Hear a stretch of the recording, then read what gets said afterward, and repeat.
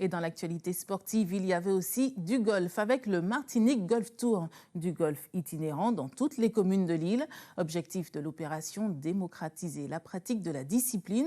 La première escale s'est faite aujourd'hui au Robert. Yannick Dulio, Thierry Socan.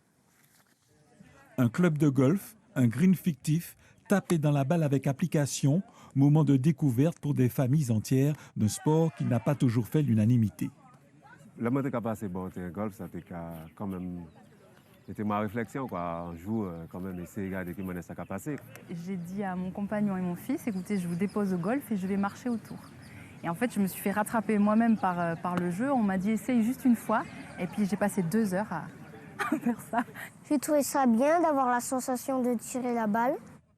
Séduire est un peu la mission de cette opération baptisée Martinique Golf Tour, dont la première étape avait pour décor un terrain annexe de la ville du Saint-Esprit.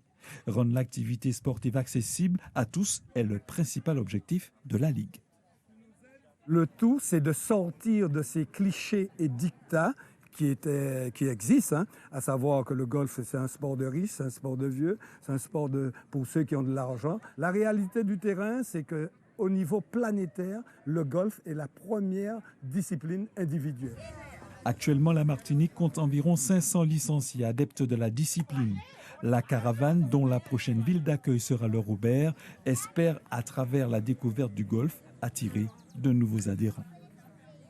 Et voilà, la première escale du Martinique Golf Tour s'est faite au Saint-Esprit, comme vous l'aviez entendu, et non au Robert.